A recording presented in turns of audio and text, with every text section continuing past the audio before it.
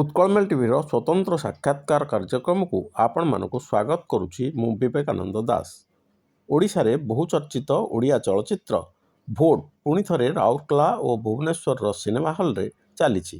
ଏଥିରେ ବିପ୍ଳବ ଭୂମିକାରେ ଅଭିନୟ କରିଥିବା ଅଭିନେତା ସୁଶାନ୍ତ ରାଉତରାୟ ଆଜି ଆମ ଷ୍ଟୁଡ଼ିଓରେ ଉପସ୍ଥିତ ଅଛନ୍ତି।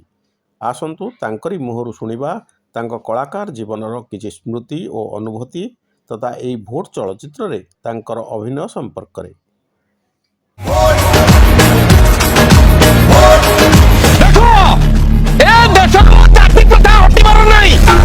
ଟଙ୍କା ଗୁଣନ 365 ଦିନ ଗୁଣନ 5 ବର୍ଷ ସେତିକି ହେଲେ ଚଳେ। ସଂଗ୍ରାମ ଗୋଟିଏ ଭୋଟର ମୂଲ୍ୟ ବହୁତ।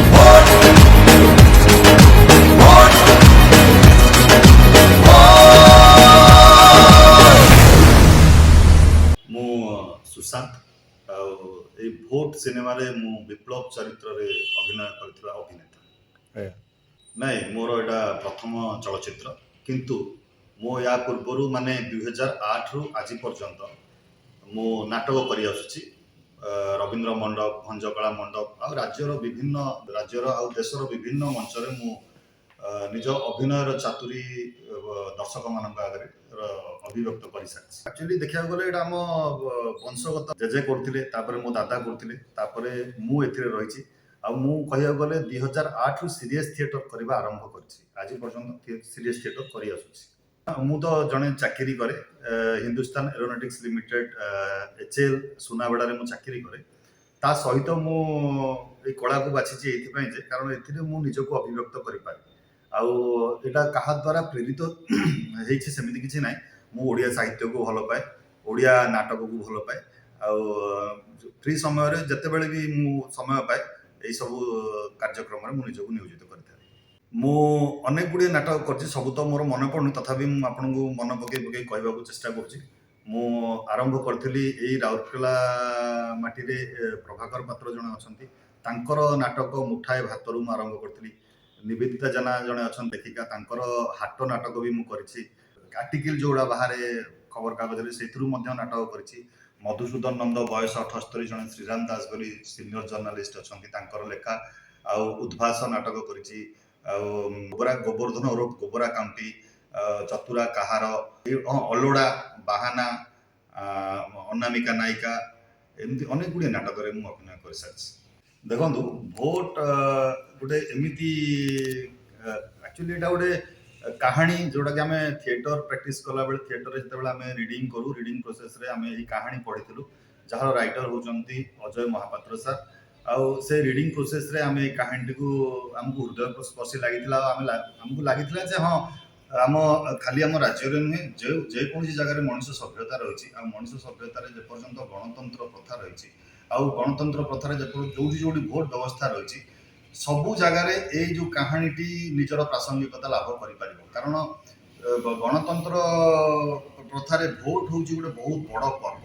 ଆମେ ଏ ପର୍ବରେ କେମିତି ନିଜକୁ ସାମିଲ କରିବା, ଆଉ ଆମେ ଆକ୍ଚୁଆଲି ଭୋଟ ହେଉଛି ଗଢ଼ିବା ପାଇଁ ଆମର ବ୍ୟବହାର ହେବା ଦରକାର। ଦେଶ ଗଢ଼ିବା ପାଇଁ, ସରକାର ଗଠନ କରିବା ପାଇଁ, ଭବିଷ୍ୟତ ଗଢ଼ିବା ପାଇଁ ଭୋଟର ବ୍ୟବହାର ହେବା ଦରକାର।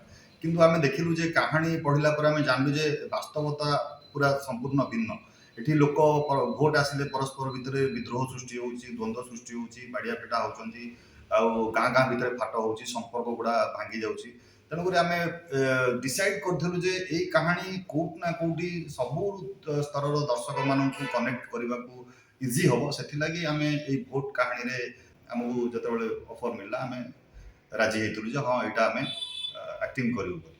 ଆଉ ଯେହେତୁ ଆମେ ମଞ୍ଚ କଳାକାର ଥିଲୁ, ଆଉ ଏ ଭୋଟ କାହାଣୀ ଅନେକ ମଞ୍ଚରେ ମଞ୍ଚସ୍ଥ ହେଇକି ସଫଳତା ହାସଲ କରିସାରିଥିଲା, ସେଥିପାଇଁ ଆମକୁ ପ୍ରାଚୁର୍ଯ୍ୟ ଦିଆଗଲା। ମଞ୍ଚ କଳାକାର ଯେହେତୁ ଥିଲୁ ଆମେ, ସେଥିପାଇଁ ଆମକୁ ପ୍ରାଚୁର୍ଯ୍ୟ ଦିଆଗଲା।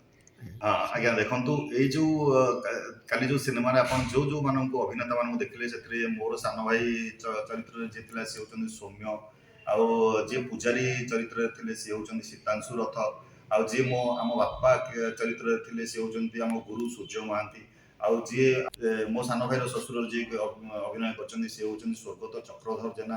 ସୂର୍ଯ୍ୟ ସାର୍ ଆଉ ଚକ୍ରଧର ସାର୍ ଏମାନେ NSDରୁ ପାଠ ପଢ଼ିକି ଆସିଥିବା କଳାକାର।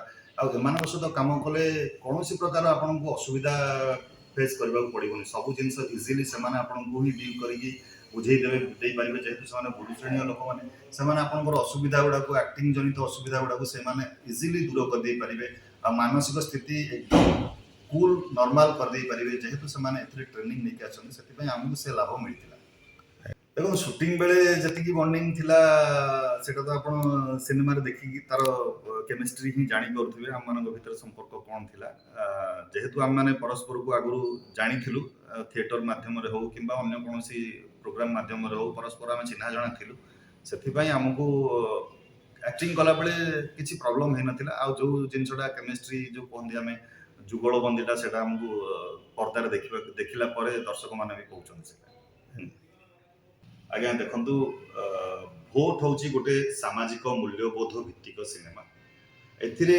समाजर सबु वर्गर सबु स्तरर दर्शक मानक पई शिक्षणीय जिनिस भरी रही आउ जे पर्यंत मनीष सभ्यता रही से पर्यंत ए सिनेमा बा ए कहानी हो प्रासंगिकता लाभ करी रही थी आउ जे पर्यंत गणतंत्र प्रथा रही भोट व्यवस्था रही से पर्यंत भोट सिनेमा तार प्रासंगिकता लाभ करी चली सिनेमा रे तो आपण देखिबे विप्लव जो चरित्रटी सी युवपीढ़ी को अनुप्राणित करने सब बेले चेष्टित आउ सी होचंती विप्लव जो कैरेक्टर सी तार बापा होचंती जने सचोट चिंताधारार शिक्षक से तांको बापांक द्वारा अनुप्राणित तेणुक गाँव में केमती सब बड़े सुस्थ परिवेश मानसिकतार सुस्थता राजनीति जमी सुस्थ कौन प्रकार असुविधा विभ्राट द्वंद्व ये सब जिन नहब केमिति कॉलेज स्तर में भल राजनीति हो पार केमिति सुस्थ गणतंत्र निर्माण हो पार से दिगरे विप्लव चरित्रटी सब बेले चेष्टा करुच्ची आपण मैंने सिनेमा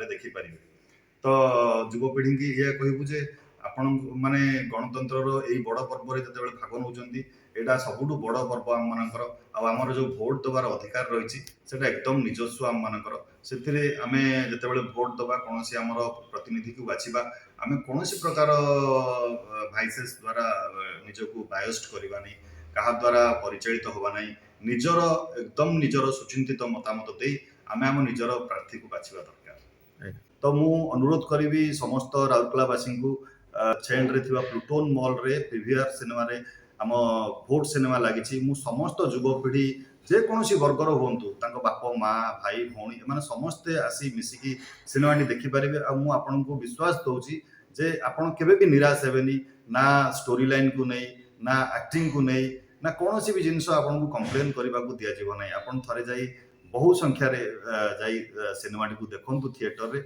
निश्चय अनुप्राणित हेबे आगु निर्वाचन आसुची आगु नुह प्रति 5 वर्ष तो निर्वाचन आसीबो तेणुक एबे ही आमे भोट सिनेमा देखिले बोध हुए आमे माने निर्वाचन रे आमु से सहाय हो धन्यवाद धन्यवाद।